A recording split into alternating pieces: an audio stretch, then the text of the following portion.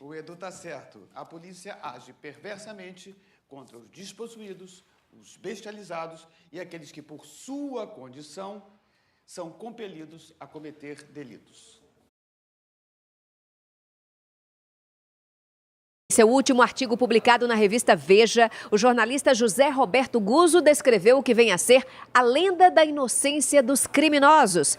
Trata-se da fábula social, segundo a qual um criminoso não é um criminoso, a não ser que possua nível social e renda superiores. Se o autor do crime, escreve Guzzo, nasceu do lado errado da vida, cresceu dentro da miséria e não conheceu os suportes básicos de uma família regular, de uma escola capaz de tirá-lo da ignorância e do convívio com gente de bem, não é justo responsabilizá-lo.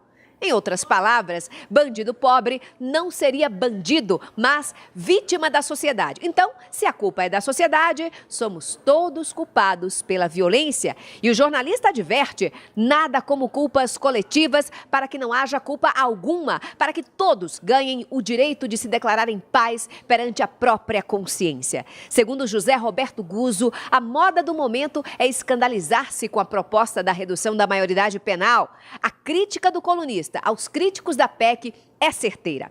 Alega-se que o número de menores que praticam crimes é muito pequena e que a mudança não iria resolver o problema da criminalidade.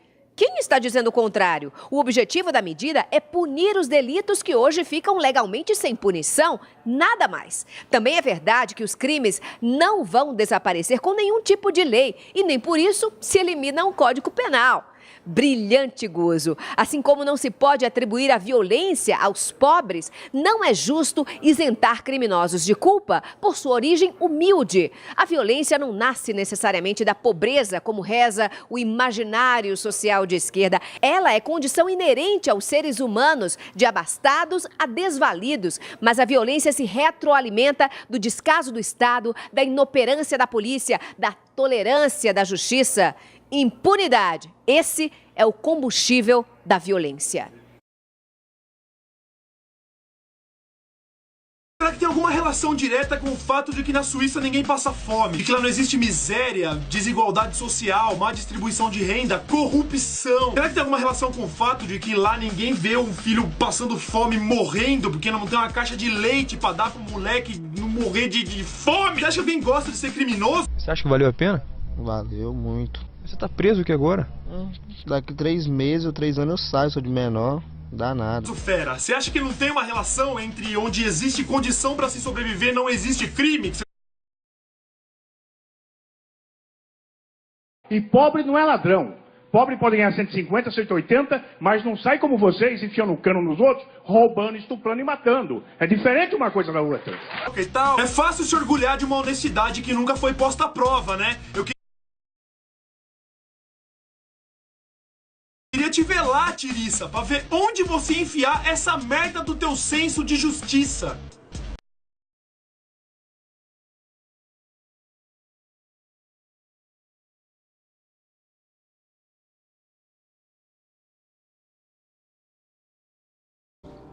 Só que tem muito intelectualzinho de esquerda que ganha vida defendendo vagabundo. E o pior é que esses caras fazem a cabeça de muita gente. O mais insano disso que a gente vem discutindo, um bando de miseráveis que não tiveram chance à educação, que não tiveram chance nenhuma na vida. E pobre não é ladrão.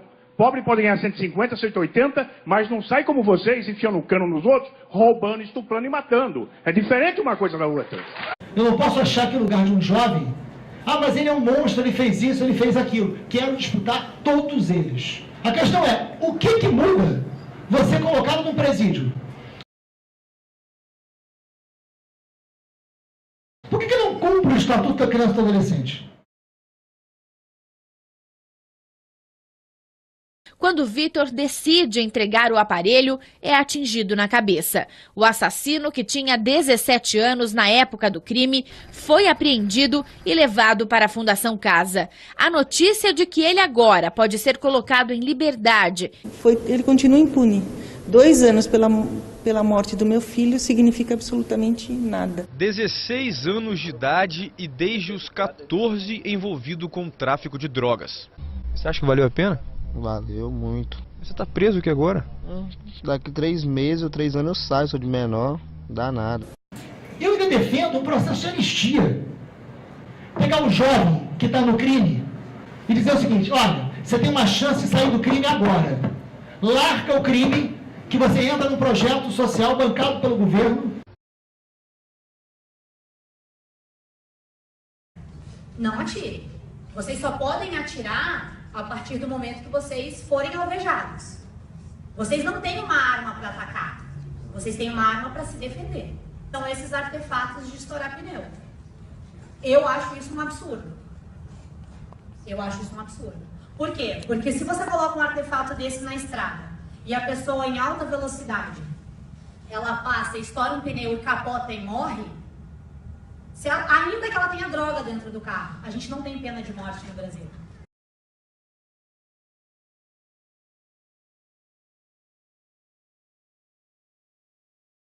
Então, a gente não tem direito.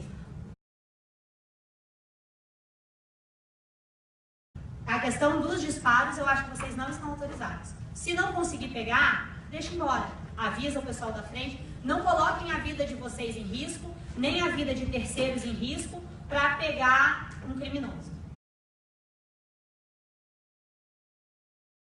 As pessoas referem-se aos direitos humanos como a defesa daqueles que agiram com violência.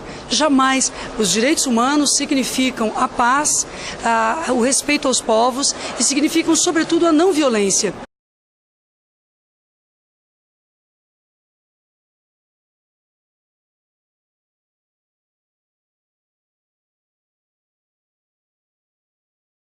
Nós temos que ver o problema da segurança como um conjunto. A dificuldade de equipagem das polícias, a atuação investigativa, somente 8% dos crimes praticados pelos adultos chegam a alguma responsabilização. O resto fica impune, como tu disseste agora no caso da Bruninha, que tem uma grande ameaça de ficar impune, porque não há uma investigação adequada, não há uma adequação.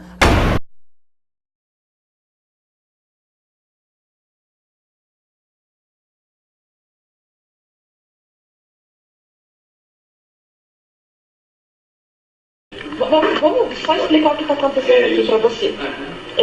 Nós todos, eu sou Débora, doutor Mário Lúcio, doutora Isabel, doutor Gustavo, da Zipim, doutora Elizabeth, seu advogado, fomos chamados pelo seu advogado em razão do que está acontecendo. Somos das comissões de direitos humanos e da comissão de advogados criminais da OAB e estamos aqui para tentar da melhor forma possível assegurar a integridade do corpo de vocês.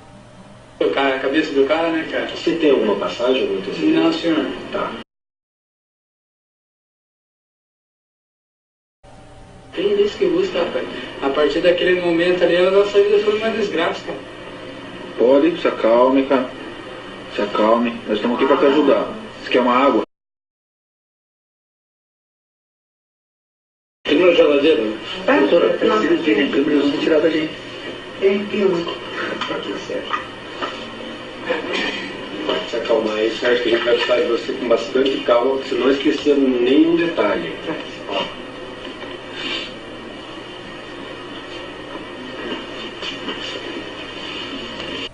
Ainda deu um negócio ruim quando lembra, cara.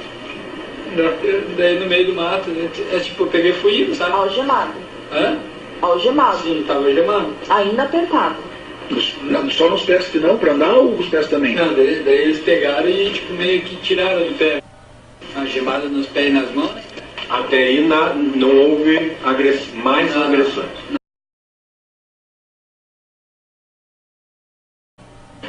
Sérgio, daqui pra frente, o teu advogado é o teu braço direito. Sim. Certo? Você não vai falar absolutamente nada na frente de ninguém sem estar na presença do seu advogado. Certo? Veio a cópia aqui, veio o GAECO, veio qualquer pessoa, promotor, eu sou promotor, certo? Vamos conversar aqui. Você fala, quero o meu advogado, senão não conversa.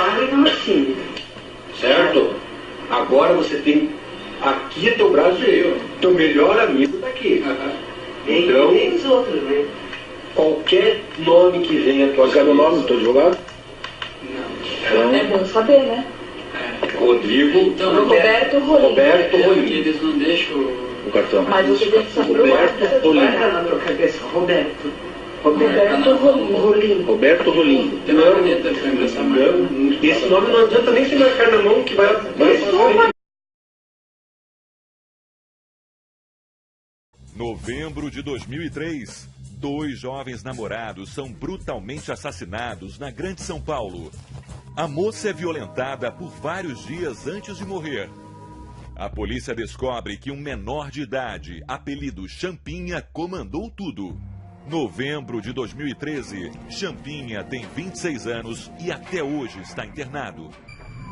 Unidade Experimental de Saúde, Zona Norte de São Paulo. Sexta-feira passada, um homem que está internado aqui cuida da horta, rega as verduras. É vigiado de perto pelos funcionários. Mostramos estas imagens para 9 pessoas que conhecem bem o interno. Todas deram a mesma resposta que esta promotora de justiça. Sim, é ele. Tenho certeza. Ele é Roberto Aparecido Alves Cardoso, o Champinha, que entrou para a história policial como um dos assassinos mais violentos do Brasil. Chegou a ser apontado como um integrante de uma quadrilha de desmanche de carros e suspeito de matar um morador de rua. Foi esse Champinha, aos 16 anos, que encontrou Felipe Café e Liana Frindembach no início de novembro de 2003, exatos 10 anos atrás. O casal de namorados tinha ido acampar e foi dominado pelo menor e seus comparsas. Felipe, 19 anos, foi assassinado com um tiro na nuca. Liana, 16 anos, virou refém dos bandidos. Foram 4 dias de cativeiro nesse lugar, pequeno, sujo, sem iluminação. Voltamos ao local do crime. Ela foi torturada e violentada também pelos comparsas de Champinha. O menor obrigou que ela caminhasse pela mata e, em seguida, a matou com 15 facadas. Sem sombra de dúvida que foi o pior momento da minha vida. A Liana era uma menina muito alegre, de riso fácil. Para cumprir a ordem, o governo de São Paulo criou a Unidade Experimental de Saúde, na zona norte da capital paulista. É onde o assassino confesso de Liana está até hoje. Relembrando, 9 pessoas viram estas imagens e afirmam que este é Champinha. Na unidade, há outros 4 internos, todos com perfis semelhantes. Segundo a Secretaria Estadual de Saúde, eles fazem terapia ocupacional, vão às aulas e são tratados por um médico, um psicólogo, 2 técnicos de enfermagem e uma assistente social. O Ministério Público Federal critica o tratamento, quer o fechamento da unidade e a transferência dos internos. Eles estão internados.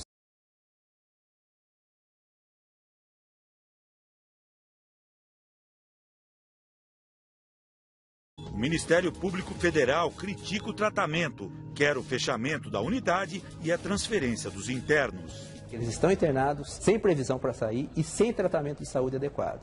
A Secretaria de Saúde disse que a unidade atende aos pré-requisitos estabelecidos pela Justiça e aos protocolos médicos para o atendimento dos pacientes.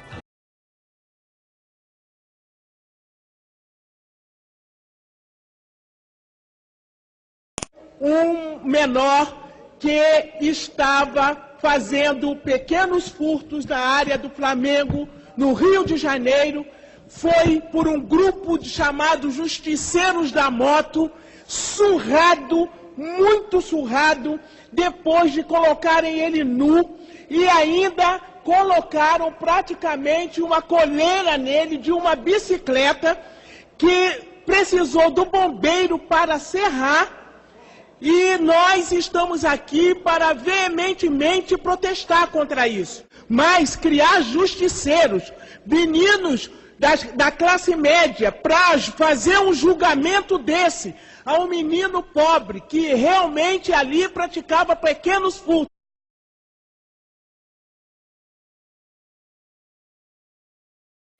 O marginalzinho amarrado ao poste era tão inocente que, em vez de prestar queixa contra os seus agressores, ele preferiu fugir antes que ele mesmo acabasse preso. É que a ficha do sujeito está mais suja do que pau de galinheiro. Num país que ostenta incríveis 26 assassinatos a cada 100 mil habitantes, que arquiva mais de 80% de inquéritos de homicídio e sofre de violência endêmica, a atitude dos vingadores é até compreensível. O Estado é omisso, a polícia desmoralizada, a justiça é falha. O que resta ao cidadão de bem que ainda por cima foi desarmado? Se defender, é claro. O contra-ataque aos bandidos é o que eu chamo de legítima defesa coletiva de uma sociedade sem Estado contra um Estado de violência sem limite.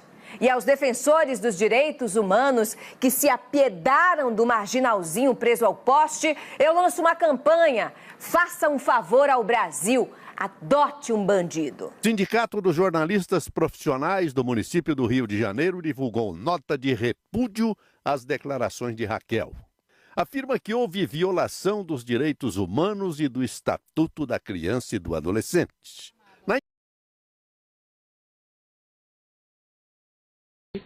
Eu defendo o cidadão de bem. Eu represento o cidadão de bem, eu represento a legalidade do país. Quem defende o bandido tem que cuidar de um bandido, tem que adotar um bandido, tem que trazê-lo para casa, tem que dar casa, comida, roupa lavada, sabe? Tem que pagar o advogado do bandido, tem que reinserir o bandido na sociedade. Você que defende o seu bandido, adote-o. Eu defendo a legalidade, eu defendo o cidadão de bem. Eu represento o cidadão de bem, eu represento a legalidade do país. Quem defende o bandido tem que cuidar de um bandido, tem que adotar um bandido, tem que trazê-lo para casa, tem que dar casa, comida, roupa lavada, sabe? Tem que pagar o advogado do bandido, tem que reinserir o bandido na sociedade. Você que defende o seu bandido, adote-o.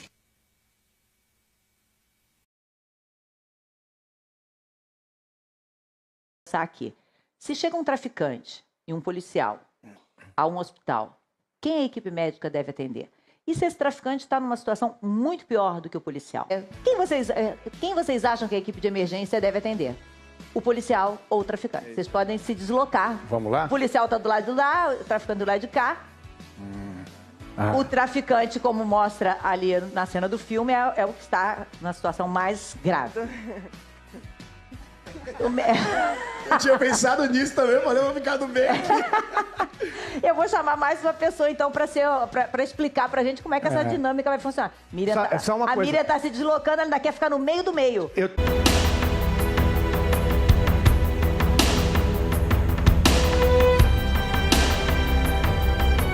dá para condenar pelo resto da vida uma pessoa de 16 anos, condenar a vida inteira de uma pessoa que pode viver até 80 anos? Olha, quem está condenado a vida inteira a uma prisão perpétua é a vítima que essa pessoa fez ao longo do processo.